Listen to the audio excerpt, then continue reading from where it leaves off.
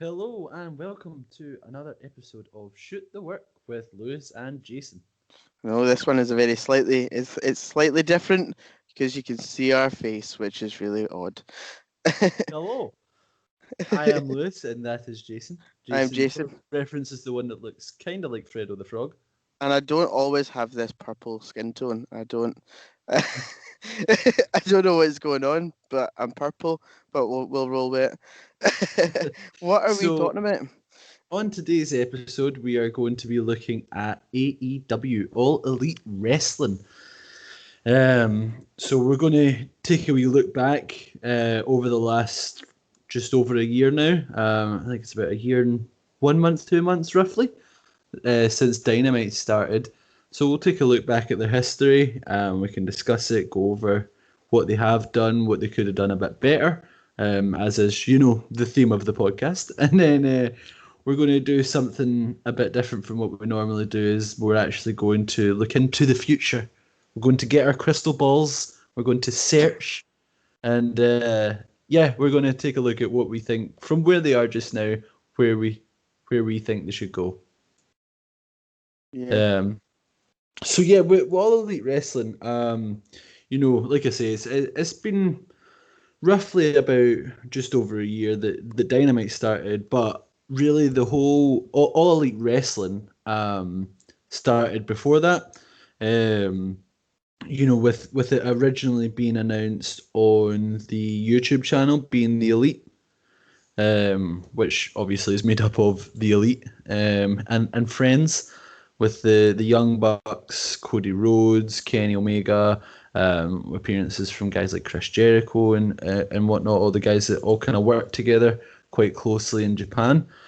That was when it first got announced, and then you kind of fast forward a bit. That was sort of very, very early 2019 that all that happened. You're literally talking January that they officially signed with this All Elite Wrestling company. And those guys that I mentioned, minus Chris Jericho, All of the Elite became the executive vice presidents of the company, with the owner being Tony Khan. Um, but yeah, it's been a bit of a interesting and wild ride so far for All Elite Wrestling. Yeah, well, it just kind of came out of nowhere, to be honest. It's almost to me like they brought a bit of like the group that was doing well in New Japan. They like brought them over to start it in America. You know what I mean? To give you like an American alternative instead of having like New Japan as the alternative. They've kind of brought it to America as something different to watch. And it had buzz from the beginning. The Mhm. first show, as I said, it's kind of got announced out of nowhere, but it sold fast. Like it sold like the day of release, didn't it? The tickets. Yeah, yeah. So they did obviously their show before Dynamite began, before their weekly show began. They did two pay Mhm. per views. Mhm. Um, Is it All In? Was the first one? yeah, so I think the very first one was, no, it was Double or Nothing. I think was the Is first that one. is that not the second one because it's All In and then it's like Double or Nothing? Like I don't know. Is it? I wasn't sure. I couldn't tell what one was what. No, no. So it's the other way around. Is So it Double or Double Nothing? Yeah, they did Double or Nothing, and then they did All Out. All Oh, In was the All one Out. that they did this year, I think. Ah, right, right, right. Yeah. Um, but yeah, so they started with Double or Nothing. That was back in May of last year. And that's where they had Bret Hart come out and unveil the AEW World Championship belt that can be seen right here. Then Lewis stole it, took it home. That was Chris Jericho's belt. Remember it got stole. Yeah, yeah, I did tweet him about it. I did tweet him and say, hey, hey Jericho, I found your belt, but he never got back to me. Oh, Uh, it's okay. He and told me that you made the list. that's a stupid idea from Bad Creative. But yeah, so you had Double or Nothing. Also at that you had the top of the card was Kenny Omega versus Chris Jericho in their rematch from Japan. At the end of which you had John Moxley make his debut, which he was rumored to be part of that for quite some time. So, I mean, right off the bat, before they'd even started their weekly show, you had all of the elite signed on. You had during the kind of initial press conferences of them announcing it, it was revealed guys like Hangman Adam Page, who's also part of the Elite, he was joining. Chris Jericho as well, and Pac, formerly known as Neville in WWE. He was also going to be working with them, as well as some of the kind of independent, lesser known wrestlers like Britt Baker and Joey Janela. They also got signed on right from the very start, and then you had SCU, which I know you'll be a fan of these guys. Chris Daniels, Frankie Kazarian, and also Scorpio Sky. They Yeah. all signed on as well. hmm Uh, yeah, no, it was a good strong start, like roster wise. To be Oh honest, there yeah. was quite a good mix. Obviously, you had your initial glut. They're called the Elite, and you can see why. Kenny Hmm. Omega, the Bucks are insane. Cody Rhodes, didn't think he was as good as what he was until he left, and he's just Oh been. yeah. You know what I mean? I knew he was good, but like, come on, Yeah, he's he really kind of outshone all expectations. I think when he left WWE, because obviously we knew him as Stardust and yeah, the guy with the face mask, and he'd had good moments in WWE. I mean the whole program with Randy Orton and Ted DiBiase Jr. with the Legacy yep. faction, that was great. That whole thing was really really good, and he was great in it. And I mean, the Stardust thing, I guess you can kind of, it just really depends on what you thought of it. I know that a lot of people thought it was kind of stupid, myself included, but I So can did Cody see, Rhodes, to be fair. yeah, but I can also kind of see how that appealed to like younger audiences and things.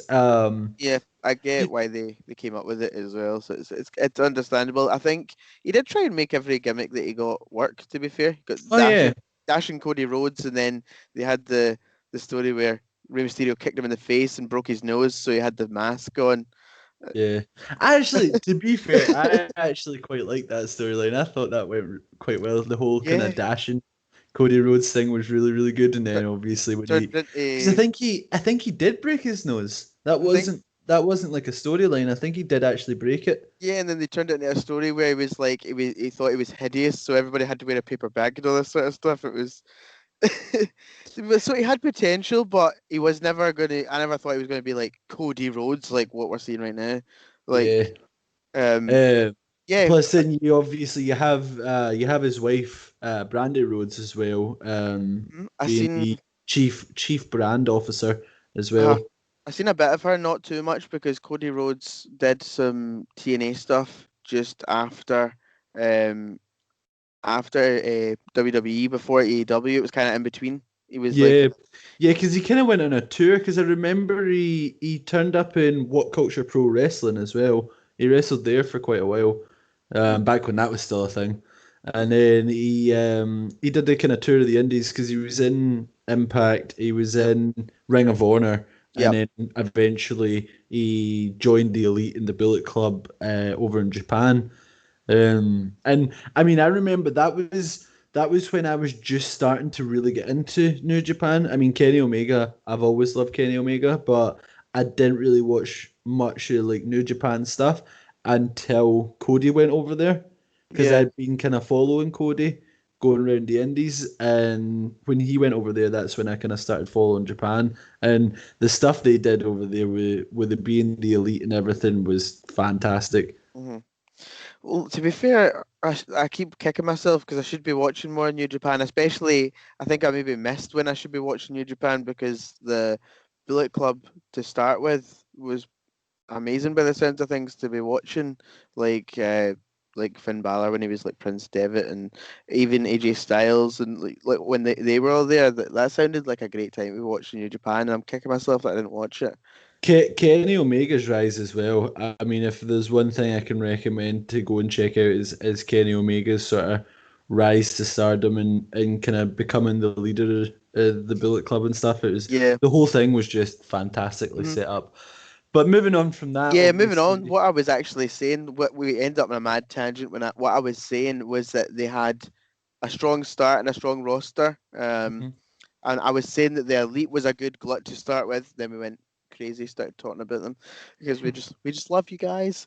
Um, so then after that, you've got like another mix of like lesser known stars, but like they want to build them, I think, and make them bigger. It's mhm, not like they're going to be jobbers to who they've already got. I think they're just trying to make them bigger as well.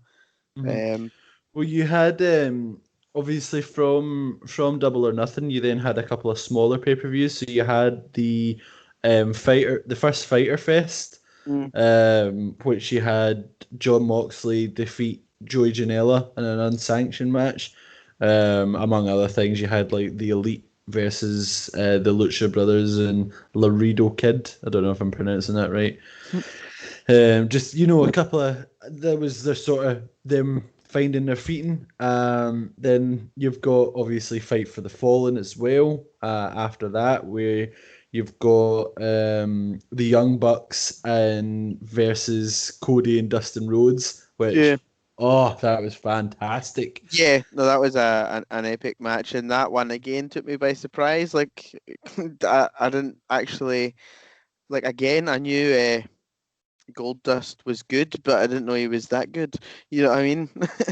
It was, yeah, a few. That's a thing that AEW has been a breath of fresh air, and it's kind of Oh yeah. took took me by surprise. Like, I knew it was going to be good, um, Hmm. but the actual shows and the matches that they put on have been consistently good.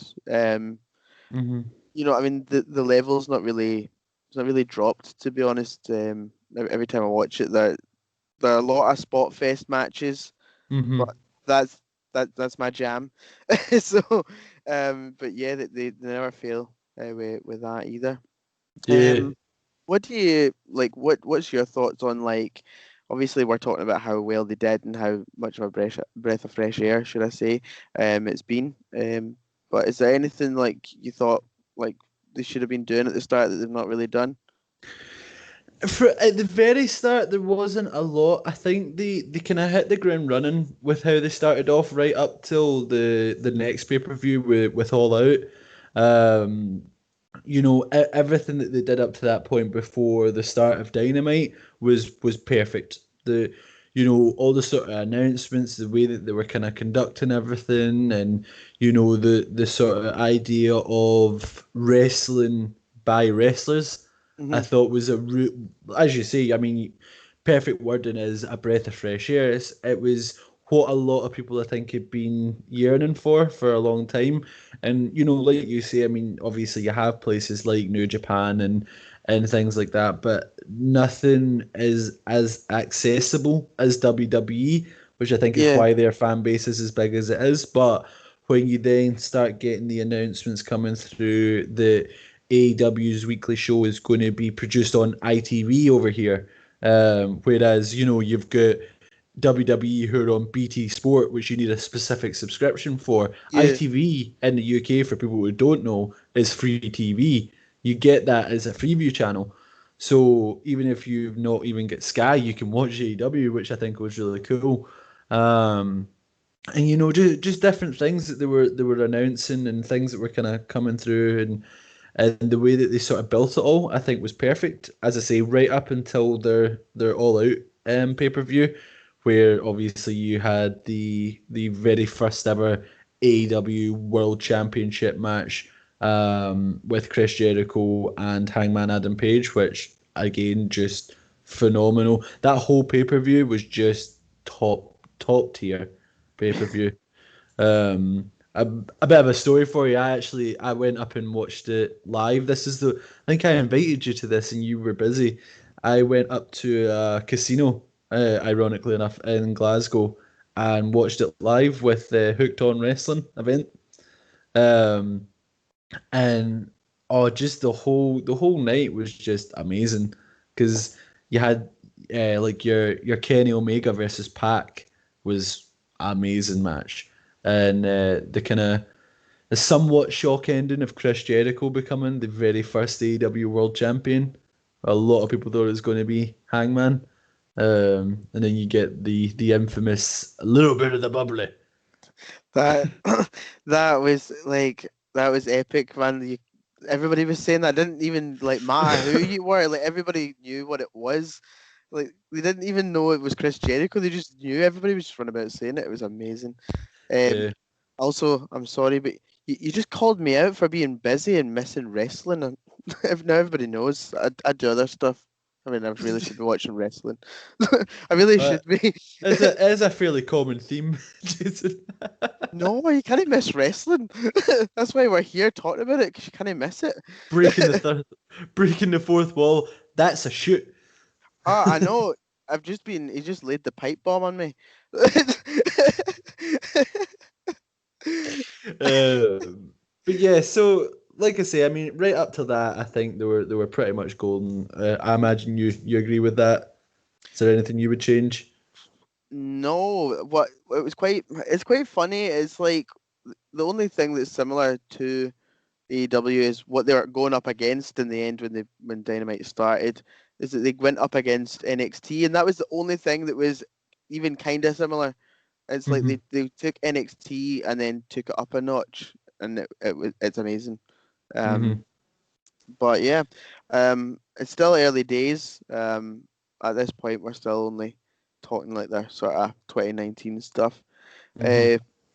Obviously, So it was October 2nd, 2019 was the first episode of AEW Dynamite. So you had your preview show the night before on October 1st, which would eventually become AEW Dark, their sort of B show, and then you had the very first episode of Dynamite on October 2nd.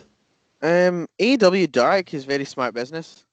Oh yeah. Um, uh, it's stupidly smart business. Like a night before, when you can put to us the viewer, a lot of random wrestlers that you don't really see that much of, that they can bring through. It's kind of like, as I say, dark matches. It's like trial matches. Is Plus, as well, I think it's such a good format because what I've kind of said a lot about AEW, because obviously for those of you who don't know, if this is the first episode of the podcast that you're checking out, I'm a massive AEW mark. I love AEW.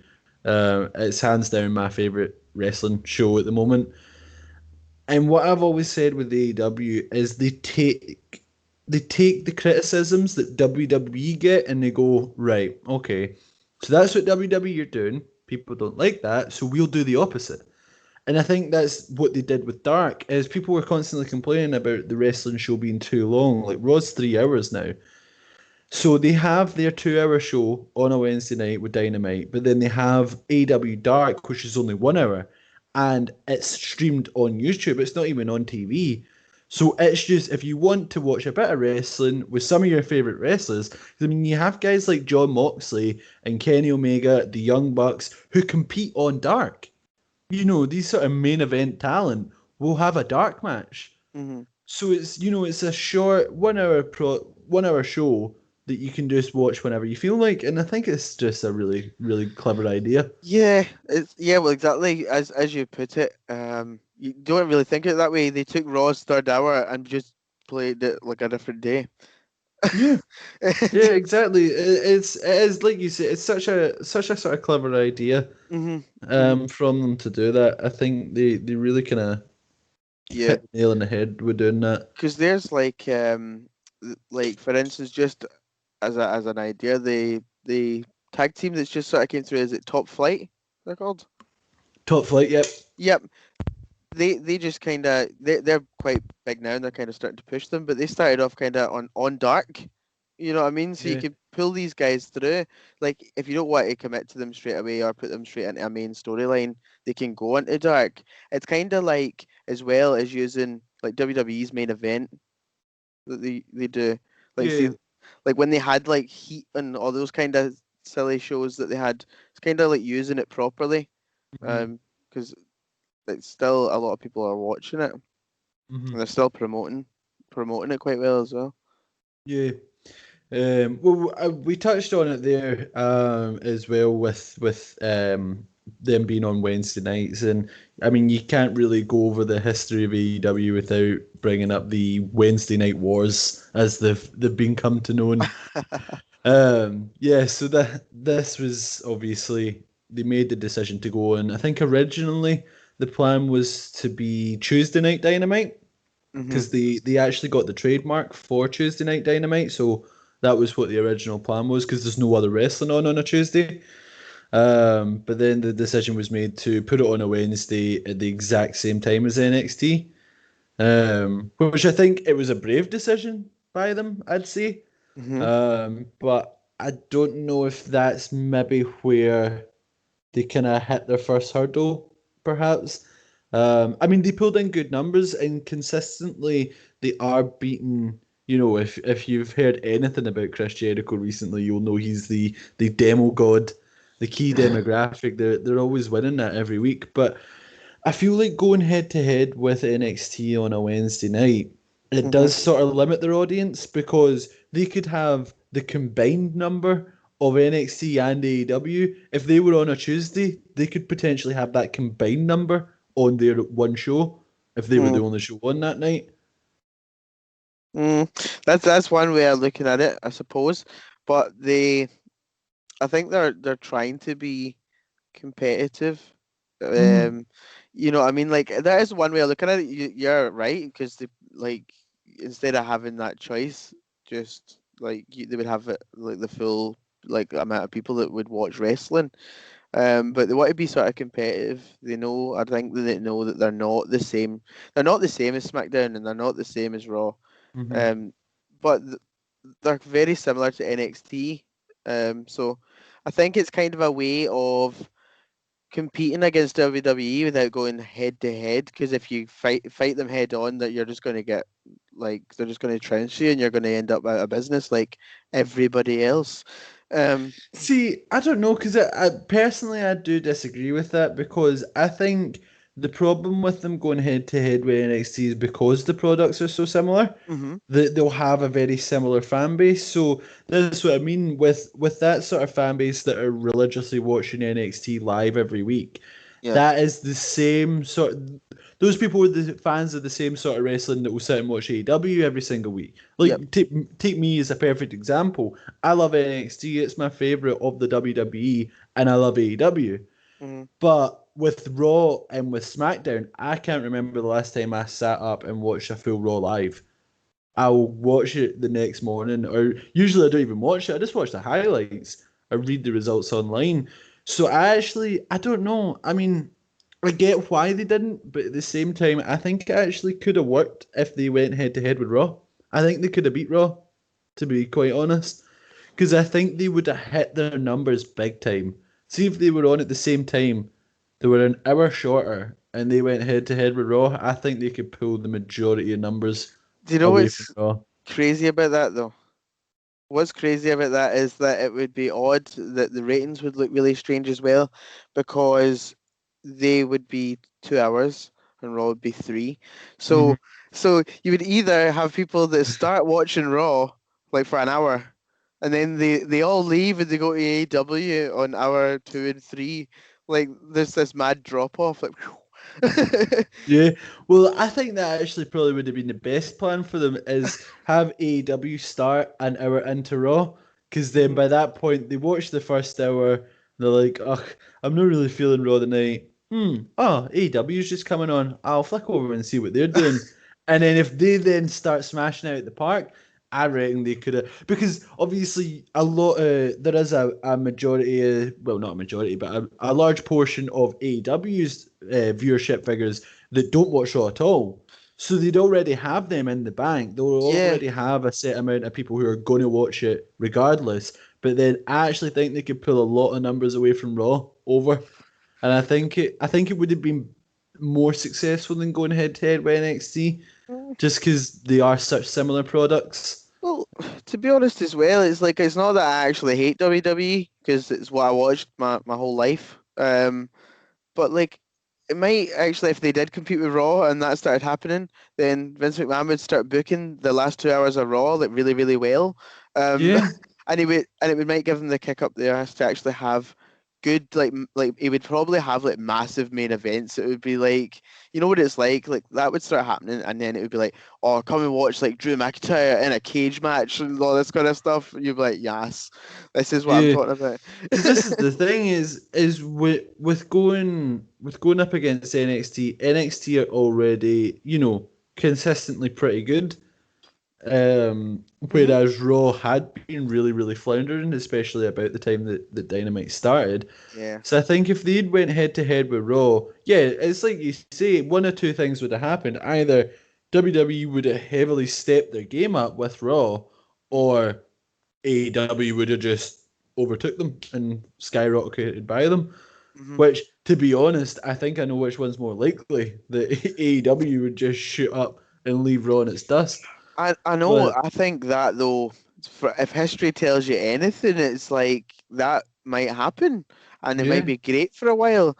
But Vince McMahon seems to know how to fix that. Like it might take him some time, but he seems to know how to fix that. yeah, You know what I that's mean? true. And this is somebody that's endorsed by Ted Turner again. It's all very WCW. You know what I mean? So, so you know what I mean? Does he do that? Like, yeah, let's go head to head with Raw because that worked out for me perfectly last time. Mhm. You know I what I think mean? the thing with AEW though, I think, is that see because it is new, it's exciting just inherently. Mhm. With every sort of announcement that they make, they're not doing anything particularly different from, they're not doing anything new. They're not doing anything that's not been done before. I mean, Yeah. you think about the sort of kind of major announcements that they've made since they've started, is they brought out a toy figure line. WWE have had toys for years. So that's nothing new, but it was really exciting. And what AEW I've realized have been really good at doing is making it just that little bit better than what WWE have done. So WWE's figures have been around for years. AEW bring out their figures, but their figures have more articulation points and are a lot like more detailed. Like, because for those of you who don't know, I have a wrestling figure collection, and the two AEW figures I've got are Kenny Omega and Chris Jericho, and they're so cool. They're so much better than any of the other figures I've got because you can put them in different positions, and they're a lot cooler. This is just me fanboying over wrestling figures now, but like for example, as well with their game that they're bringing out, obviously WWE's game, they have been notorious for just sticking to the same sort of structure with their 2K games. It became like FIFA of the wrestling world, of just making pretty much the same game every year Yeah. with minor tweaks. Whereas AEW are like, well, we're going to make a completely different game. We're going to make a No Mercy style game because everybody loved No Mercy, so we'll do that. But we're also going to bring out a mobile game, which is General Manager, which everybody has asked to come back for years, and for some reason they've just never done it. And I think it's very, very clever what they're doing because they're not having to stress themselves about thinking up these big, bold, new ideas. They're just taking stuff that's already there that WWE are getting criticized for and listening to those criticisms and making it better. And it's just simple. It is. It is. And that, see, to be honest though, like obviously they have done an amazing job, but it's easy to do that. It's really easy to start that way. You know what I mean? And they've done a fantastic job of doing that. Yeah, Longevity is what you need. You know what I yeah, mean? Where like you can come on the scene and peak really high and go WWE don't do this, this, and this, so we'll do that, that, and that'll be it, and everybody will be like, that's amazing, and that's what they've done. But like, try to hmm, keep it that level is and I think again that's why they've went NXT. That maybe a slow build is like, yeah, we'll kick their ass for a while, and then we can move on to Raw or SmackDown. You know what I mean? Take it slow instead of just try to hit it the park every Monday night. You know what I mean? that's a yeah, that's a tough call. Try to overthrow like the biggest thing in wrestling for forever, just straight away. yeah. No, that's true. I do, like I say, I mean, I do get why they did it. Yeah, I yeah. personally would have loved to have seen them go head to head with Raw. I think that would Well, have been pretty cool. it's still pretty ballsy to do that to start with because like you could go head to head with NXT and everybody goes, "Oh, NXT actually that's what I watch and that's what I like." So I'm watching that. You know what I mean? So it's kind of ballsy as well, to be fair. And they've been consistently winning in the ratings, haven't they? I think overall viewership, because this is the thing that the kind of argument that keeps going back and forth, because I see it on like wrestling Twitter all the time, Mm. is that NXT will usually have the more total viewers, Mm.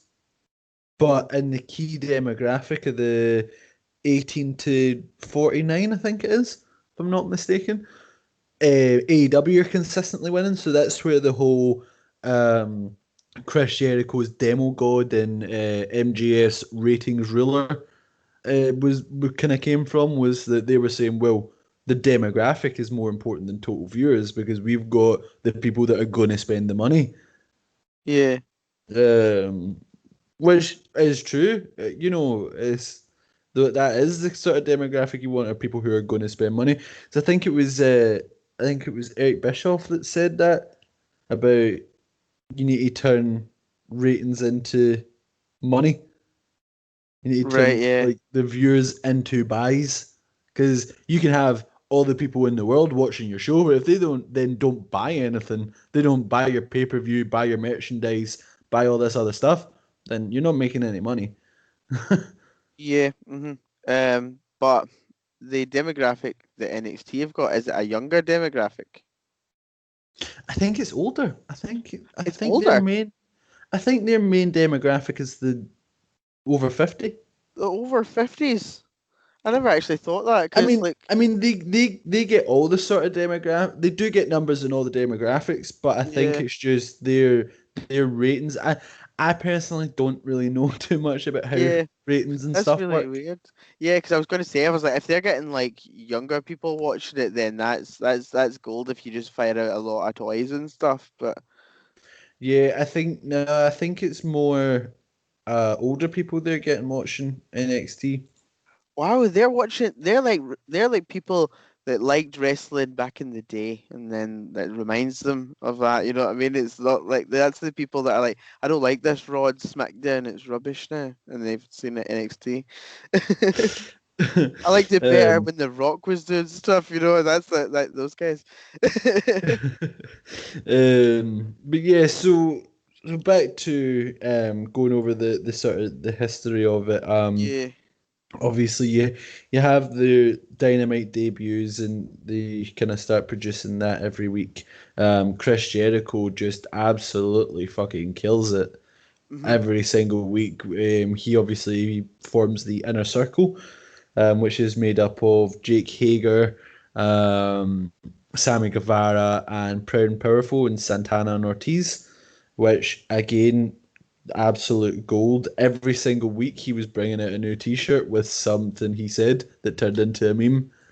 Yeah, it was like because it's weird because he's the same era, but he's like the new Rock, but he was round about the same time as the Rock. He's kind of like really he's a lot better as he gets older. The older he Mm, gets, the better he gets. Um, yeah, it's really weird because he was always really good. Like there's not been a time I've been like Chris Jericho's shit, but he's really good. He's really stepped it up now. Everything he's just like really really clever. yeah, And his promos and the stuff that he says. Um, I like that they've put like a lot of younger guys. He's like the oldest guy there. And then Jake Hager is like close to him as well. yeah. As in terms of Especially tenure. especially like the likes of like Sammy Guevara. Aye. Sammy Guevara, he sort of nurtured him right up to be a sort of potentially world class wrestler one day. Yeah. Um, He's trying to end. He might end up like not obviously straight away, but he might end up in like Jericho's spot like someday, like with like world championships and that. Like but I mean, obviously, The one thing I would say with AEW is that the sort of a common criticism that they get is putting their sort of EVPs in main event spots. Um, because you had obviously Cody Rhodes, the first pay per view after All Out when Chris Jericho was champion. You Mhm. then had Cody Rhodes challenging for it straight away. Um, I disagree with these people though. I no, get I it. know. I get it. I understand what they're saying, but these people are going to say that as soon as one of these guys gets anywhere close to tell. Oh, of course they would. Like, of course you're going to book him like that. Like, but if you actually look at it, they are in that picture because they're great and they deserve to be there. They don't Yeah. actually always win. A lot of the time they lose. Yeah, Like when which is again a prime example because Cody lost that match. well, yeah, I know the Bucks just won, but how many times did they lose before that? Yeah, exactly. This is the thing, and at the end of the day, the Bucks do deserve it, and it's the thing that that I've always said as well with since AEW sort of inception when we're talking about having members of the elite who are executive vice presidents, putting them in title pictures and things like that. It works if you build that to a bigger storyline. Hmm. So the likes of, for example, with Cody Rhodes, he was in the world title picture, but it was only so that MJF could then turn on him and become the best fucking thing in that company. MJF as like a heel is honest to God, I love it. I wrote a whole article about how great he is. You know, a good heel, like a good heel to me, and I'm actually going to put the. I know obviously this he's not actually the same category like talking, but he's like kind of like the Miz for me. Like he's a good heel because you want to punch him in the face as soon as you see him. As soon as you see him, he doesn't even have to speak yet, and you already want to punch him in the face. And See, I'd say I, I love that about that kind of heel. with MGF, he's a lot more consistent on the mic than the Miz is Yes. because with MGF, I have seen him go out week after week and Mhm. cut a phenomenal heel promo. Yeah. Like, did you ever watch the the promo he did in the when he first announced that he was going to challenge John Moxley for the world title? He Yep. did like the sort of like president's press conference. I think it Was was that the the state of the company. state of the company? Yes. Uh-huh. Absolutely phenomenal. That, Oh my God, that was fantastic. That was like top tier, like rock level heel promo. It was yeah. just absolutely phenomenal. Whereas the Miz can do that on occasion. You've Mhm. seen it with like the Talking Smack Yep. promo on Daniel Bryan, stuff like that. But he doesn't do that every week. Yeah, what I'm talking about is he doesn't remind me like because when you there's lots of Miz like because Miz has been around for a long time. The kind of Miz that he reminds me of like remember Intercontinental Title Miz like Mm, like just when my hand goes up your face goes shut. That guy I hated that guy so much, but he was like a perfect heel. That's why I hated him. He yeah. made me hate him. And it just reminds me of that. But MGF is like he's got kind of smarter promos is what I would say. But he's still got that aura about him where you want to punch him before he's even spoke, and I love that. Plus the thing is as well with again one kind of difference I'd say with him and the Miz is the because I do get where you're coming from. He is quite similar to that sort of style of Miz where when he was Intercontinental Yeah, Champion where he was like just a dick I and you hated know. him. Yeah. But with MGF he's so good in the ring as well. Mhm. Like the Miz is good in the ring. I'm not saying Yeah, the yeah. Miz isn't good, but MGF is like really good in the ring. Like Hmm. if you haven't watched his match with Jungle Boy, that match with him and Jungle Boy was oh it was great. And even the one he had with Moxley, like Hmm. I genuinely thought he was going to win because they built it to make it seem like he was going to win. Yeah. Um, and I was gutted that he didn't because I was ready for it, but um.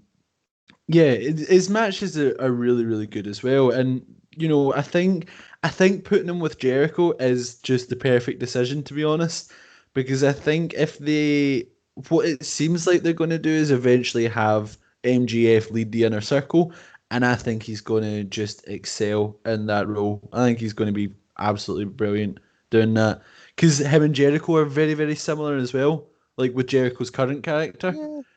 For um, that to work, Jericho's going to need to turn face. which a lot of people I think would be happy with Like, just because most people cheer him anyway. I know. He's one of these weird people. He's like he isn't anything. He's not a face or a heel. Yeah. Um, he's very again like the Rock. Like he can be in between. Hmm. Um, but yeah, MGF. It's kind of weird. Must be the Scottish thing. But the thing that first got me like looking at him, I was like, who's this guy that's rocking the Burberry scarf? Like, I was the exact same. I was like, Burberry scarf. I was it's like, like a, why is he wearing like a Ned scarf? I know it must be because I'm Scottish, but straight away I was like, Burberry, wow, who's this guy? But yeah, he's brilliant. But yeah, For we those kind of again, for those of you who don't know, Burberry over here is like a very kind of scummy thing. what it It's like a is the people that wear it is like depends where you're from, but like a chav or a hoodlum. Depends who it is that you're. a hoodlum. A hoodlum, you call it I chav hoodlum. I write this Jason from Leamington Spa. See these goddamn Certain hoodlums. hoodlum. Hoodlum. The Uh, newly educated delinquent. oh, God. But yeah, no, it was strange to kind of see that, and I was like, huh, because all it reminded me of was Ravy Davy from ICW coming out Yes. on the Burberry cap. Oh, yes. It's, Oh, it's Ravy Davy. I think it is, eh? I thought the guy that we saw at the Citadel, remember, Yeah. came out with the Burberry hat on. But Oh, yeah, so it was strange to see that. But yeah, I think putting him with Jericho and with the inner circle, I think is the right decision. mhm, If you're not going to put the title on him, I personally I would have preferred to see him with the world title because I think that was the kind of perfect timing for it. mhm. But Definitely, but yeah, yeah, pretty much. We should probably have a quick look into its future. We think that it's going to be obviously MJF leading the charge, Jericho being face. Probably the whole group's going to turn on him somehow. mm, Um, Jericho would probably be quite happy to do that. He's kind of easy Ozzy that way. He's like, if it's going to make the company better, then I'll do it. So he'll be see, happy to I do I that. personally think Guevara and Santana and Ortiz will go with MJF, but I think Hager will stay with Jericho just because they're really building the whole.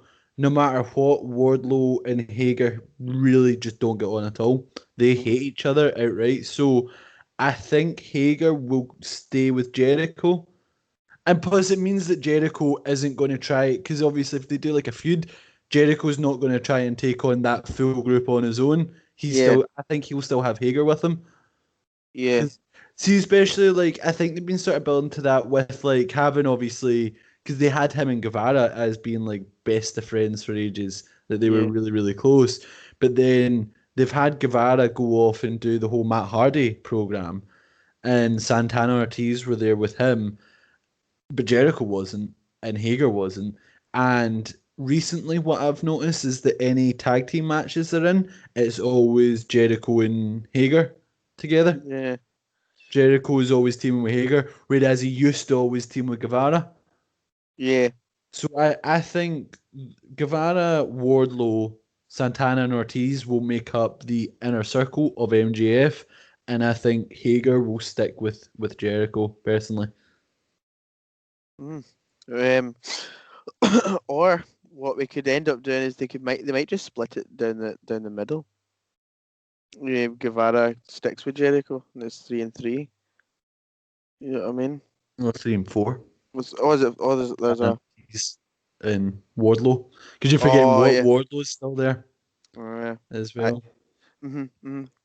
But yeah, yeah. To be fair, that's kind of what we think will happen with that one. I don't really see any other way of doing it because there's no way you can keep MGF and Jericho in the same faction for like a massive amount of time.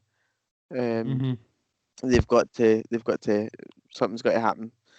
Yeah, Um, because obviously they're both sort of alphas, so I think having the two of them, it'll work for a while, but eventually one of them's going to have to lead the charge, yeah, essentially. pretty much, pretty much. Quickly sort of, I'm trying to sort of look back and skim over sort of things that I liked about AEW. Um, See, one thing though, one thing I do want to talk about with AEW, and because as much as I am a massive mark for them, and I could sit here for hours talking about everything I love about AEW, yeah, one thing I would say that they maybe not done quite as well is the women's division. The women's division, I think, has a lot to be desired in AEW. Don't now. I don't want anyone to misunderstand me. Hikaru Shida is fucking phenomenal. She's amazing. I love Hikaru Shida, but in terms of the rest of the entire division, they need to start building that up better because they're just not doing anything with it. mm, yeah. Um, They never really got the wrestlers in to start with, really. mhm. And they've not really improved on it that much. They've got a few wrestlers from like NXT and that. I can't remember her name. She was billed as being a Brazilian person in NXT. Tay Um, Conte. yes, that's the one. I thought she was pretty decent in NXT actually. When Yeah, she was. she's great. Mhm. Do you know who I absolutely love in AEW just now? Anna Jay, part of the Dark Order. Oh, she's brilliant. Mhm. Like, have you ever watched Being the Elite, the YouTube channel? I've not, no. Oh, Being the Elite is absolutely fantastic. You need to watch it, man. It is so funny because it's basically just a bunch of backstage stuff. Kazarian's a big part of it. Yeah, If you obviously, because I know you like Kazarian, and you've got like the Young Bucks kind of host it pretty much, and Omega and stuff. Like, oh, it's just all the elite. They were always kind of part of it. Cody makes an appearance every now and again. yeah. But the Dark Order, specifically John Silver, because John Silver has become like the unsung hero of being the elite. Everybody just loves him. He's so funny, man. But Was it yeah, like a is it like like a podcast that they do or like a no, it's like a sketch show kinda. oh right. They basically they like cut promos and do just sort of different stuff. They'll do like backstage sort of interviews, but then some of it's kayfabe and some of it's not. So Yeah. some of it they will actually be talking, but then sometimes they'll actually cut like promos on people and stuff. Eddie Kingston as well. Eddie Kingston's great on being the elite because they started doing this thing where they would give him just like a random object and he'd cut a promo on it. Hmm. So they gave him like I think it was like a bag of Skittles or something, and he cut Eddie like a proper intense promo on it. Eddie Kingston is fantastic. Um, and again, like everybody's going to start to see what we like in wrestling. So I seen Eddie Kingston, surprise, surprise. I seen him in Impact Wrestling because he was doing this. He was doing this angle where he was meant to be like the new LAX, and he came in, and I'd never actually heard of him, and he was just amazing. He was doing like crazy stunts. He got basically like a backbreaker onto a chair that was folded out and all this sort of stuff. And I'm like, that is nuts. Like it was like almost like a John Cena AA on a folded out chair. And I was like, that is disgusting looking. It looked like as Gia would say, it broke him in half. But yeah, and then after that, I seen that he was in AEW. He's a great wrestler. Um, he's a bit crazy. I can see why they paired him with Moxley recently. Um, Yeah, because they've got quite a lot of history, I think, as well. Like mhm. before Dean Ambrose appeared in WWE when he Yeah, was previously John Moxley, I think they've got a bit of history together.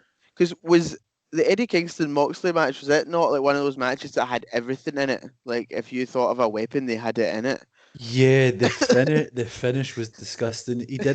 he did a bulldog choke on Eddie Kingston with Uh, barbed wire wrapped around his arm, and then did a bulldog choke on him. So he was oh, just getting choked out with barbed wire. And, oh, it was fucking nasty, man. It was great though. I I loved knew it.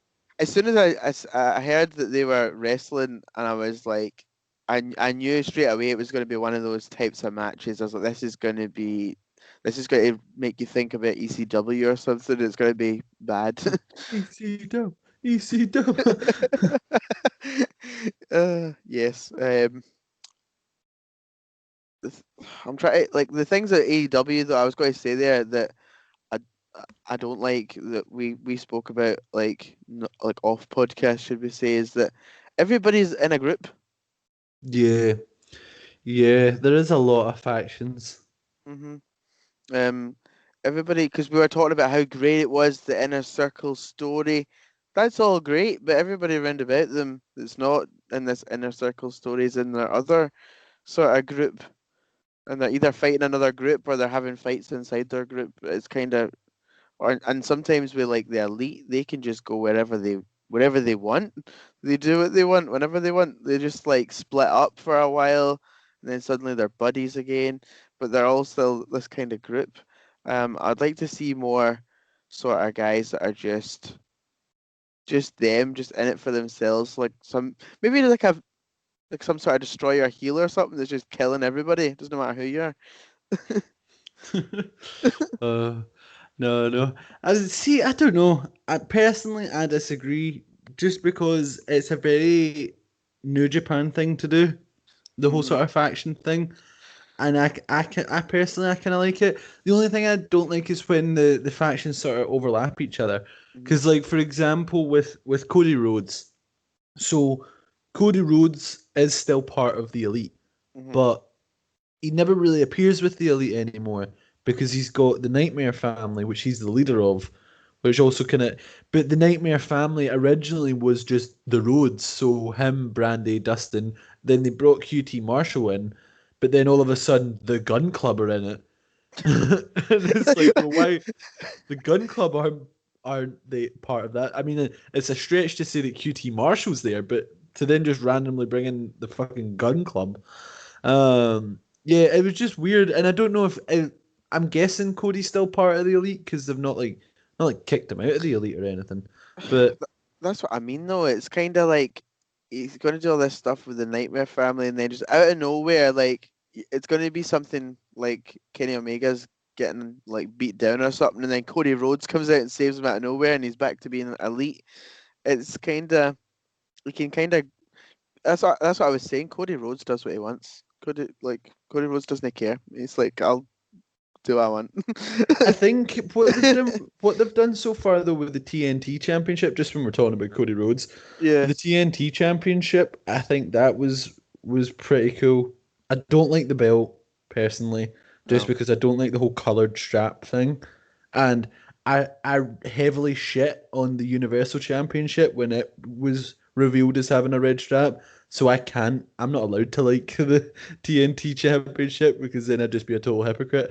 Uh. But yeah, I think what they did with the whole sort of weekly challenge thing was quite good. Yep. But I think the only time that I've kind of felt like, oh, well, is that just because he's the EVP? Was see when Brody Lee came out and absolutely destroyed him, and then he came back and beat Brody Lee. It's like, but why put it on Brody, make Brody an absolute destroyer, and put the title on him, only to then take it straight back off him and put it back on yourself? Because the problem with it, I think, is that because obviously most people that watch AEW, they know that he's making decisions like that. Or he's at the very least a factor in it. I'm not saying he's, Yeah. the chief booker. He's not the Vince Russo of AEW. But at the same time, he's also a factor in it, and everybody knows that. Which, again, we discussed it earlier. That's fine if it serves a bigger purpose, But there's no point. I personally don't see the point in putting it on Brody Lee, making Brody Lee a complete absolute animal. That squash match they had was great, but then Cody comes back a couple of weeks later, was hair dyed black, beats Brody Lee, then dyes his hair back to yellow. It's like, well, so like, oh, if you've got black hair, you're better, but you're not always going to have black hair. That's strange. It's like the whole Finn Balor with the demon thing. It's like, why would you not always just do that? I know. You're better with that. Just do that all the time. Like Brody Lee, like, oh my God, no, it's black hair, Cody Rhodes. Like, ah. Hey, listen, when he was black hair Cody Rhodes, he was also Stardust, so he obviously wasn't that good. But nah, what they putting it on Darby Allin, I think, is really cool because I absolutely love Darby Allin. Right. Darby Allin is a guy that if he was in WWE, he would be nowhere near a championship. I agree. One thing I don't like is that Cody Rhodes, like, he gets beat by Darby Allin, and then he's like, you know something?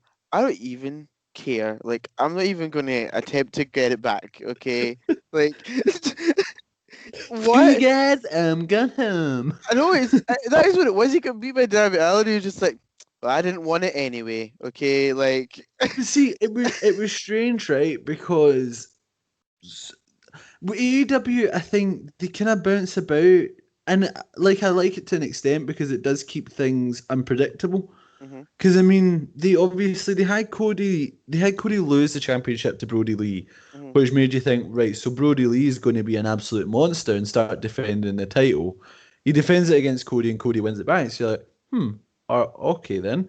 hmm But then obviously with the whole thing with MGF beating Cody and whatnot, I personally thought that MJF was going to go after the TNT title because he's like, well, because I thought that's what they were building to. See, with the fact that he was undefeated and he was sort of building that as, oh, I've had all these wins, but I'm not getting my title shot and all that sort of thing. yeah, I thought they were going to eventually build that to kind of blend into, well, you have Cody over here who has a championship.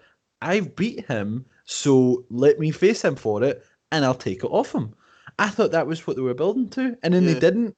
They instead put him in the world title picture, but then had him lose.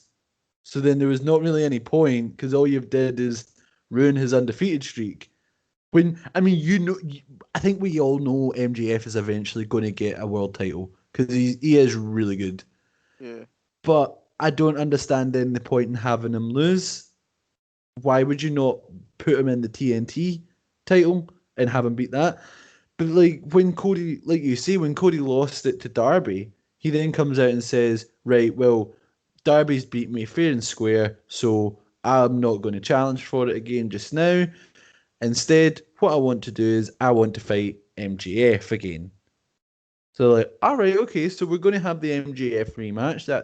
That'll be kind of cool. Eventually, it could lead to maybe the Elite versus the Inner Circle, or even the Nightmare Family versus the Inner Circle. yeah. That maybe why they brought the extra members in. Okay, fine. But then Jade, someone comes out and says that Shaq is coming, which we can only assume is Shaquille O'Neal, but they don't even actively tell you that that's who she's I talking know about. it might just be some random wrestler calling himself Shaq. You know what I mean? Like, it could just be anybody. Maybe you ever remember that song "Man's Not Hot"? Big Shaq. Oh, 2 plus 2 is 4. -1, that's 3. Quick maths. oh, I remember this. Wow. Maybe it's him. Maybe he's coming to fight Cody Rhodes. Maybe, maybe. Oh Uh, man. oh, But wow. yeah, I don't know. It's just sort of weird. The booking's been a bit odd at Yep. times. I don't know who this random lady is that tells me that Shaq's coming. I don't know why I care if Shaq's coming. Like, I mean, if it is Shaquille O'Neal, that's pretty cool. But also at the same time, why is he not fighting Big Show at WrestleMania? But he's yeah, fighting Cody Rhodes in yeah. AEW. The only thing that I liked about that is like that's what I'm saying. This random woman's out here, don't know who she is or why I should care about this guy Shaq coming. But the one thing I did like is after that is that absolute fire promo that Brandy Rhodes hot on her. That was amazing. She called her a heifer. Yeah, this is what I like. I think this is what's really starting to get me now with wrestling is because WWE is a PG style wrestling, the promos can't be written or even like thought about in your head to be believable because like if you want to be believable, you're going to use words that are not PG if you want to be angry with somebody. Yeah. Like you know what I mean? Like I don't want to get really annoyed at me. I'm like, I'm gonna beat you, you frickin' frick. You know what I mean? When will You you freaking learn? pricks! You frickin' fricks. Mother trucker dude, that hurt like a butt cheek on a stick. Exactly. That's the kind of promos that they've got. You know what I mean? Yeah, no, I know. I mean, this is the thing. Did you see? Because I mean, you can. There is a difference, obviously, between having it kind of nicely placed and going overboard. Because if you Yep. ever watched it like an ICW promo, they That's are just riddled with swears, a and lot of it's like a them. bit much. Yeah, a lot of them swear just for the sake of swearing. Like, Yeah, because I obviously I get in Scotland swearing's a very very common thing, yeah. but I think there is a certain expectation when you're watching wrestling, Hmm. and I think that expectation is that you're not going to see somebody dropping the word fuck 3 times every 2 sentences, and it's Yeah. like it's a lot Yeah. at times. It's not even like that. It's like that's too much, yes, but like kind of like even like in the Attitude Era, they didn't like do that, but they had like they could talk about certain stuff like more adulty stuff to talk about, and Yeah. you know what I mean. Where now they've got to like watch exactly what they're saying, like in case some kid listens to it. You know what I mean? See a good example of it done right. Did you watch AEW from like Wednesday there? Last Wednesday. I've like watched a little, but not like Did you watch the promo between Taz and Cody Rhodes? I did. I did. That was Oh, an example of do how you know they could what's do it weird? right. With That's him how I thought. dropping like bullshit and shit in. Ah, That that it was done in such a way that was really, really good. that is how I thought about that. That is. See that is the promo that I was watching actually when I thought about this. That's insane, right? But yeah, exactly. The way Taz was speaking to him is exactly how you would probably speak to somebody when you were pissed off about the situation that you were in. Hmm But you couldn't speak. That's what I was thinking. I was like, oh, WWE, how would they make him sound so annoyed? Like that's what I mean. Like you better respect my FTW title, you frickin' frick. Like, You freaking pricks! When will you learn? exactly, and his consequences had actions, and he Taz he Taz locked him, just done him in Taz mission even the Taz I know lock. that was Taz so mission. cool I seeing the was not Tasmish. expecting that. I was not expecting that at all. That was very cool, especially on Cody. That was just Cody just seems to get roasted by legends now. Oh, that's what I was going to say as well. Like they seem to be bringing in legends, and making them managers, and it's always like they're picking really good ones at talking. Like Jake the Snake Roberts as a manager, that's insane. See when he first showed up and got in that did that promo on Cody, What it was the like one my where a great man once told me, never turn your back on anyone you're afraid of or anyone you respect, and then just turned his back and walked away. That was the pinnacle of roasting ever. Oh, it was just so incredible. I was like, I oh know. shit. See, to be fair, like that's a kind of promo that you could cut, and it's just like that could be like I think maybe WWE missed the trick in bringing him in because you could say all his Jake the Snake Roberts stuff kind of on PG terms. Yeah, Jake the Snake's always been a great promo. Apart from that time he kept saying "bust a nut," but Apart from that time he said busting that. I can't remember who it was he was talking to, but he basically came out with Lance Archer. He was like, "When Lance Archer's in that ring, he's gonna bust a nut." Like, sorry. that's that's not what I came to see.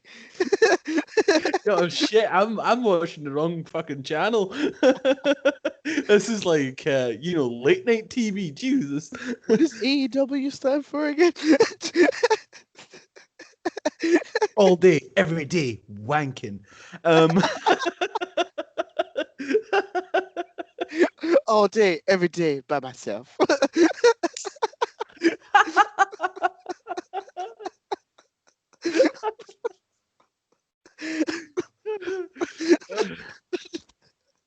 I'm really sorry to anyone who's listening.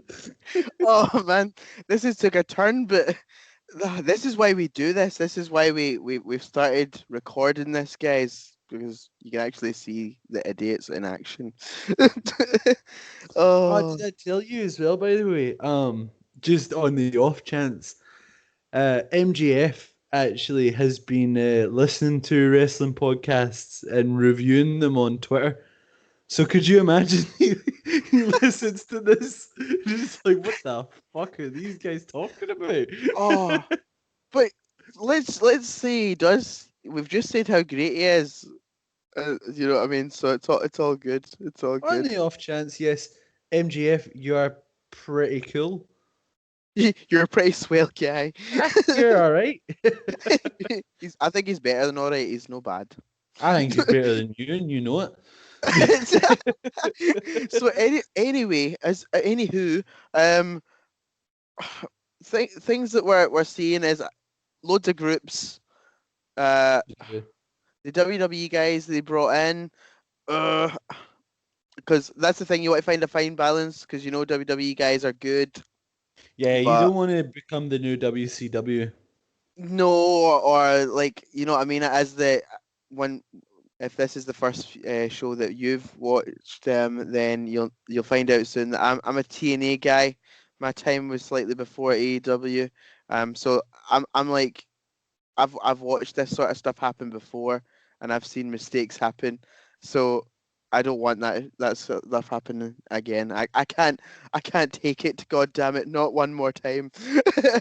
Yeah. So But then at the same time, they have the potential to do what WWE did with WCW is take their mid card guys that weren't being used, like for example, your Matt Sydal, your Zack Ryder, now mhm, Matt Cardona, Ty Dillinger, now Sean Spears, guys like that who weren't really doing anything in WWE, bring them over and mhm. push them and be like, well, this is what you could have had. Because Yeah, WWE did that with the likes of Eddie Guerrero, Chris Benoit, Chris Jericho, yeah, for Chris fuck's sake. Jericho. Yeah, They were the ones that made him as big as he was. Because I mean, he was popular in WCW, but he wasn't as popular as he then became in WWE. Eddie Guerrero and Benoit as well. They all three of those guys world Even champion. Rey Mysterio as well. Well, four guys world champion, all of them. They Yeah, were they were every they, single one of them. they were in the cruiserweight division, like in WCW. Nobody cared. Well, they did The care about them, but they never got the limelight. So I see what you're saying. There's similarities that way. They brought the main eventers that they brought in were good choices. Like they brought in like Moxley. That's a great choice. Not too old, still top of his game. You know what I mean? Um, and had a very disappointing run in WWE. yeah. Plus, the thing is, as well, the good thing that I think the mistake that, like, for example, is see, especially TNA did it more so was the using their legends right because they brought the likes of Jake the Snake in and they've made him a manager. Yeah. Tully Blanchard, they brought him in, they've made him a manager. Taz, they brought him in, they've made him a manager. They've not brought Taz in and put the world title on him. They've not brought Jake the Snake in and put the world title on him, which Yeah. I think was what TNA were kind of doing. You could correct me if I'm wrong, but I think No, they were no. kind of doing that for a while, Mm-mm. where they were like bringing them in and putting them at the forefront of everything, like with Hogan, Foley, Flair, all of them. Pretty much today's equivalent of it is that they've got a roster now like AEW that they've got the young guys like your Hangman Pages and your Darby Allins and like all these younger guys, right? So TNA had that glut, which was like Samoa Joe and that, and AJ Styles, as we all know. And then it's like today, if then AEW just went, you know what, I'm going to bring in. Goldberg, and I'm gonna bring in like you know what I mean, like the Sting and Sting and the Undertaker, like those kind of like that age group, and I'm just gonna put like titles on them all, and like then forget about Hangman Page and that because Goldberg's my champ. Like that's what TNA did. So they're doing it a lot better to start off with, and I hope they seem to be doing well at looking at the history of how things went wrong for other people and yeah. try to avoid doing it. I think maybe it's kind of early to say because it's still early in time for wrestling business, but I think it's maybe a good thing that it is on TNT because they've did this before and they messed it up before. You know what I mean? Like they can maybe look at it and go, wait, at what point did we mess that up? And how can we like he's kind of got like a second try at being better than WWE or at least competing without doing what happened last time. Mm. Um Yeah, because I mean, at the end of the day, as much as you can criticize WCW looking back on it, yeah. they were winning for a really long time. Uh-huh. Uh-huh. And I mean, again, cheap plug here. Go check out our WCW episode where we talk all about it with Liam Happ. Yeah. Like they were on top for a long time, and the problem that they had was that they weren't doing any new things. They got themselves into this sort of routine of what got them to the top, and they just refused to accept that that was ever going to change. Then, of course, eventually it did, Uh-huh. and it kind of backfired on them. But Yeah. I think AEW are not going to do that because I Yeah. think the whole thing with the elite again, I know a lot more about it than Jason Mhm. does, just for the context of the listeners, because I'm really into AEW more so. But like the whole thing that they're doing just now with Hangman Adam Page and the Young Bucks and Kenny Omega, the whole thing is just top tier storytelling. Yeah. Because so basically, for those of you who don't know, Hangman Page was in the Elite, and him and Kenny Omega were the tag team champions. Now they lost the titles to FTR, formerly the Revival in WWE, and basically what happened was that there was a number one contenders match, FTR versus I think it ended up being best friends because whoever the Young Bucks were facing in the semi-finals of this tournament, Hangman came out and cost them the match. They'd been kind of bickering a little bit. So after the match, the Young Bucks go back and kick Hangman out of the Elite. Now, on Being the Elite, the YouTube channel, they've been kind of documenting it where Hangman's really upset because he's lost all his friends. And there's sort of the Young Bucks were really pissed that he cost them the match. FTR then beat um, Hangman and Omega for the titles. So then Omega, who was kind of on the fence about it, because obviously he likes Hangman, but he's also part of the Elite. He then turned his back on Hangman and left him because Hangman got pinned, and Omega was like, right, okay, fuck you then, and left. So then obviously the Young Bucks have now beat the Revival or FTR for the AEW tag titles. Kenny Omega is fighting John Moxley this coming Wednesday for the AEW World Championship, and I think he's going to win. So you're going to have the Young Bucks and Kenny Omega as the world champions. And then you've got Hangman who's been kicked out. You've got Cody who's probably going to end up with the TNT title back at some point. And I think Hangman is going to come back with FTR, and I think he's going to beat Omega, and it's going to be all the way back to All Out, the very one of the first pay per views where he challenged Chris Jericho for the world title and lost. They have built it all the way up to this point where Kenny Omega has become the best wrestler in the world again. That's his sort of gimmick. He's went back to being the best bout machine, the cleaner Kenny Omega. Hangman Page dethroning him is going to be one of the greatest payoffs in wrestling storyline in like forever. Hmm. They need to do that though, Yeah, because there's a high risk. Obviously, it's all down to these guys. Like, because to me, it's very, very close. Again, like it's WCW references, but it's very, very close to the whole creative control, booking side of things. You're booking and wrestling, and sometimes they don't go together. Like a lot of people, like not even just WCW. Like for instance, like Jeff Jarrett when he started at TNA, he was the owner, wrestler, booker guy. You know what I mean? Like it's kind of, yeah, if they do it right, then perfect. If they book like their Vince McMahon, like how Vince McMahon was his own character and he was a big heel, but he knew yeah. exactly when to get beat. Hmm. Like that's the key. If you know when to get beat, then perfect. But if you're booking stuff and you have the title and Bucks have the title and you retain against everybody and you know what I mean? Yeah. See, I think the thing that serves them is because it's not like with TNA where it was just Jeff Jarrett. Jeff Uh, Jarrett owned it and he was also wrestling for them. mm, See, because there is the five of them. yeah, And also from what everybody's been kind of saying, it is a sort of collective group effort, not just with the EVPs and the Bucks, Omega, and Rhodes, but there's also the likes of Chris Jericho yeah, who contributes to these sorts of things. You've got obviously Tony Khan being the owner is the kind of be all and end all of it. At the end yeah, of the day, he is the one that has the final say. You've got, your guys like Matt Hardy and Chris Daniels, Frankie Kazarian, guys who have been wrestling for years and years, yeah, who will contribute to these sorts of things because they all have personal investment in the company succeeding. Like I think Chris Daniels is actually talent relations for the company. yeah.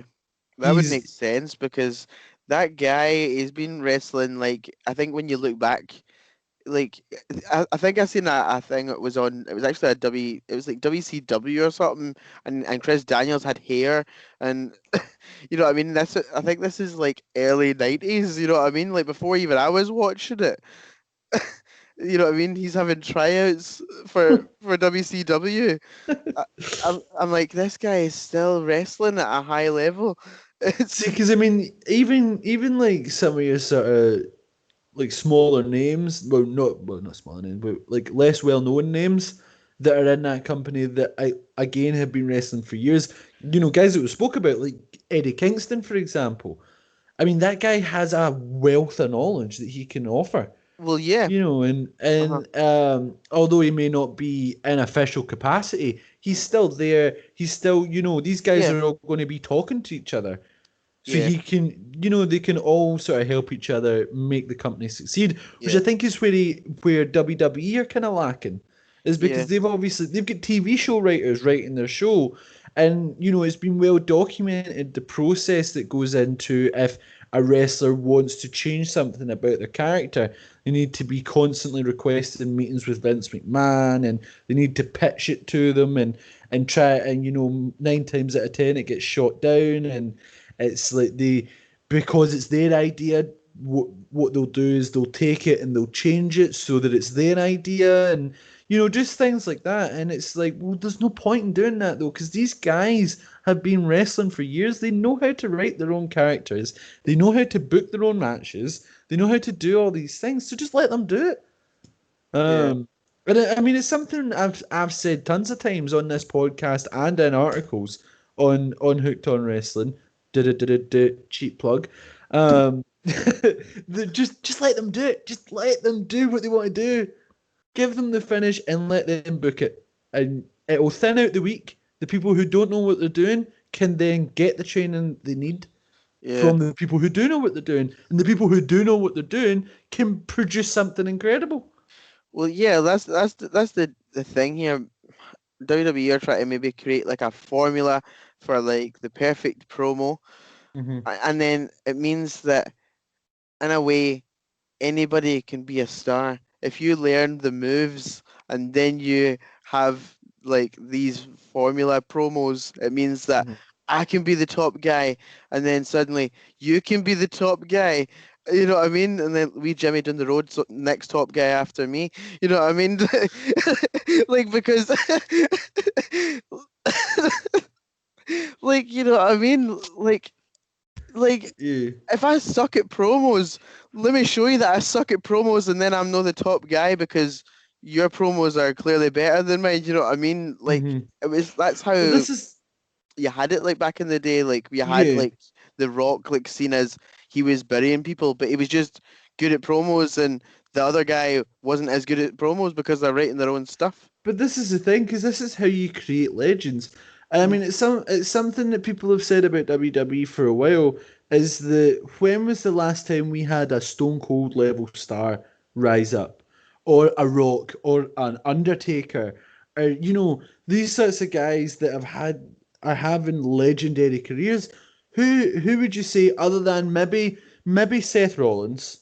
Randy Orton's already there, so that doesn't Randy Orton's been there for a long time at that sort of status. So Seth Rollins, yeah, I'd say he's having that sort of run. Roman Reigns, yeah, I'd say he's having that kind of run. He's heading in the right direction. But that's two out of a company of how many people were employed there? Like wrestlers employed Yeah, there? Whereas you have like AEW, where you've got guys like Chris Jericho, who after 30 years is only just now being considered as being at his peak. yeah, People were talking about this being the highlight of Chris Jericho's entire career is his yeah, time in AEW, and he's only been there a year and a month. A year out of 30, he's been in this company, and people were saying that it's the best Chris Jericho they've ever seen. yeah, You've got someone like MJF, for example, again, who is being compared to The Rock, compared to Ric Flair, compared to, all these other guys. And it's like, well, that guy's on the right track to becoming a world class star yeah, of the entire industry, not just of AEW, yeah, of wrestling as a whole. And again, guys like Kenny Omega has been considered one of the best wrestlers in the world for a long time, but now he has that extra exposure to a Western audience they didn't have before when he was in Japan. So now, yeah, he's the best wrestler in the world, but everybody knows it now, you know. yeah, And it's just really cool to kind of see that. Whereas with WWE, they're not doing what AEW are doing of letting people become their own big star. They're well, just trying to make yeah. the next John Cena, the next Undertaker. Do you know? Well, that's the thing. That's why you were saying like, oh, Seth Rollins is having that kind of run. He is and he isn't like because like with MGF and stuff like that, they they work in their own craft, if that makes sense. They work in their own Yeah, promos and how would I speak and how would I say this and how would I say that. You know what I mean? These guys get a script, and as I was saying, anybody can be picked to be the top star. So they're just like, oh, Seth Rollins is the guy, so let's script him to be really good. Where MJF yeah, has to like naturally get over with you. He is the one that's doing these promos and entertaining you, and you're going, "Oh, that's really good," and then management go, "He's the guy." You know what I mean? yeah. Because where WWE just decide, ah, he looks like the guy. Let's make him the guy. You know what I Yeah, mean? because I mean, you think as well about like see these other channels like like What Culture, for Hmm. example, or Cultaholic, where they do the sort of the top 10 lists, and it's like best promos, best segments, things like Hmm. that. Again, WWE now aren't creating best of all time moments. Nothing I'd say the last 2 or 3 years is going to go down in WWE as any of the best of anything. Whereas, see that state of the company address that we were talking about, that is going to go down as one of the best promo segments in the history of wrestling. It was absolutely phenomenal. Like, honestly, to anyone listening, if you've not watched the full thing, if you've only watched a clip of it, or you've heard about it, or you watch highlights of it, go and find the full thing on YouTube. It is absolutely fantastic. It's about maybe 10 minutes long, and it's just MJF heel promo at its absolute pinnacle. And yeah, like I say, it just shows you the kind of contrast between the two. Um, And I think as well with this sort of long-term storyline, they what they seem to have that again WWE seem to be kind of lacking is that when they start a storyline, they have an endpoint. They have like a goal in mind of right, this is where we're going to get to, which I personally I think is Hangman Page as world champion. I think that's been their goal for a long time since they started the company and had him fight Jericho at All Out. I think the eventual goal was always Hangman Page as the world champion. And I think we're seeing that start to unfold now with the whole him being broken, kicked out the elite, forgotten and abandoned by everybody. And then he's then going to come back as a total badass. He's going to, the whole thing is that he's always drunk as well. And he's going to get sober. He's going to come back and he's eventually going to beat the best bout machine. And it's going to be one of the greatest moments ever. And I cannot wait for it. Oh man, it's gonna suck for you if this doesn't happen. Yeah. You're like, I'm ready, AEW. Just hit me with the To story. be fair, I'm just ready for Kenny Omega to win the world title. I'm so buzzed for that. I love Kenny Omega. Kenny Omega is probably hands down my favorite wrestler in the world just now. Wow, look you, you're so pleased. You're like, yes, I love I him. do. Oh wait, well, I'll prove it. Right, hold on. We're going on an adventure. Okay, guys. Yeah.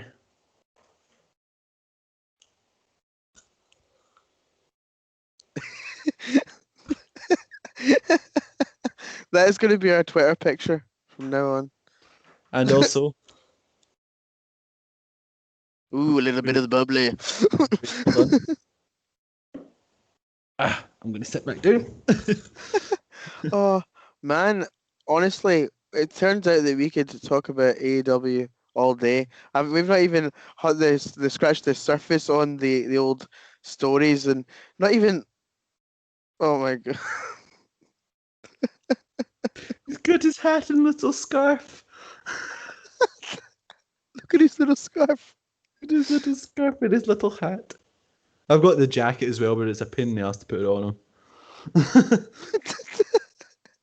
Oh, I was not even what I was trying to say there before I got interrupted by Jericho.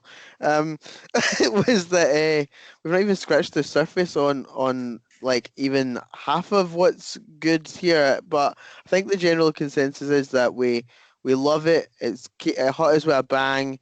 It's doing a lot of fresh new ideas, which is good because that's what we need. Um, but the key is keeping it going and not making past mistakes because the way they're set up, it's nice and easy for them to make these mistakes. Mhm, Like they could easily fall into this trap. It's just one too many old unwanted guys for WWE or the elite start booking themselves to win all the time. Like it's easy to fall into this trap. So mhm, as long as they keep it going the way it's going and the elite being unselfish and them having new and up and coming talent, I think they mhm. should be fine. But it's still early Yeah, days and it's just sort of hoping, praying to to all the wrestling gods that they don't make these mistakes because I like it. I like it too much. It's a great alternative to WWE. yeah, Um, but saying that though, we've like ran over. This is going to be our first YouTube special, I think, you guys. yeah. This is episode 1, so it's a special. That's why it's so long. We planned it, right?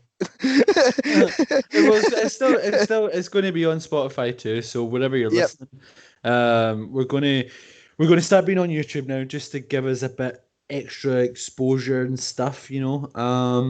So so now we are on Twitter. We are on Instagram now as well. We are on Facebook.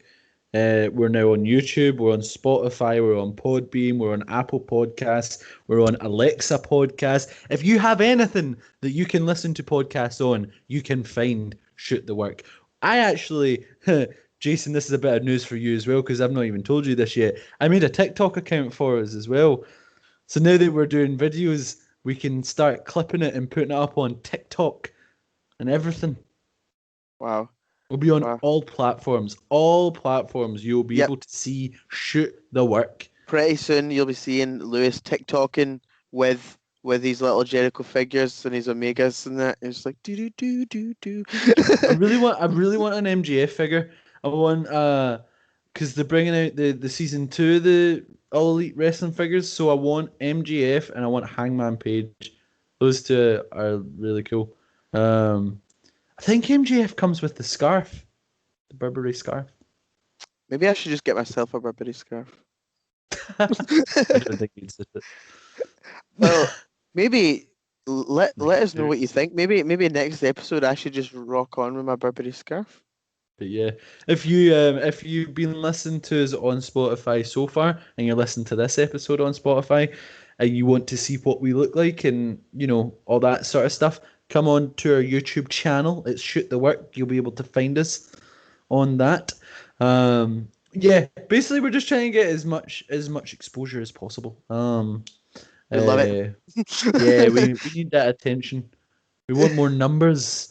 Listen, if you're listening to it, if you enjoy it, listen to the same episode again. Listen to it 3 times. Listen to it 4 times. Sit with what to do. Start it, turn the volume down, go to sleep, and just leave it playing on repeat all night.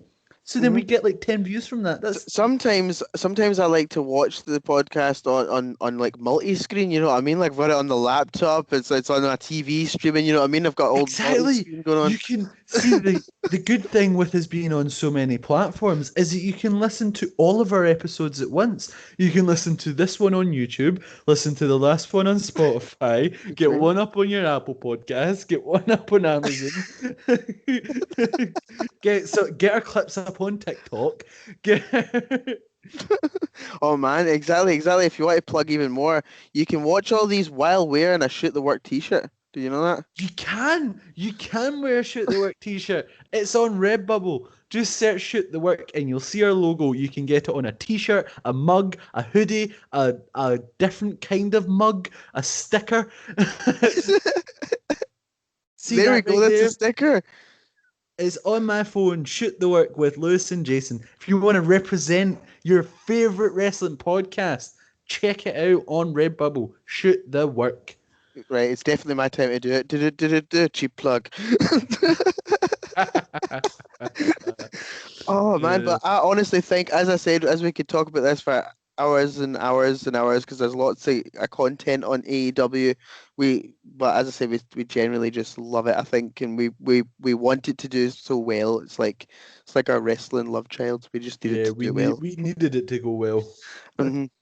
Yeah, Um, definitely. But yeah, we'll be back at you with more episodes of stuff. We've got loads of ideas sort of bumping around. There'll be these probably longer episodes, and we've got a few ideas for maybe shorter well, ones if you well, think. I think at this point it's probably safe to announce it now that we've got one recorded and in the bag. We're currently working on a new series called Noobs of Wrestling. Yeah. So what we're doing with this is we are bringing on people who have never watched wrestling before, or even if they have, they don't like know anything about it really, or haven't watched it in years.